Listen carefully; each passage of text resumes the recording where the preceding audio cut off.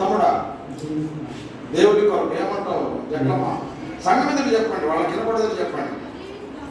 నువ్వమ్మా యేసురావు మరి అన్య పద్ధతులు ఉంటాయి, అన్యాచారాలు ఉంటాయి అంటే ఏమంటావు? పేతురు అంత రేపు దినానికి రమ్మంటారు, తగ్గినానికి రమ్మంటారు, పోకి రమ్మంటారు. మేము పలానా చోట పలిస్తున్నావు, నువ్వు మంచి పోతుని వేస్తాను, పోతునికి వస్తామంటారు. ఏమంటావు? వద్దంటావా కావాలంటావా?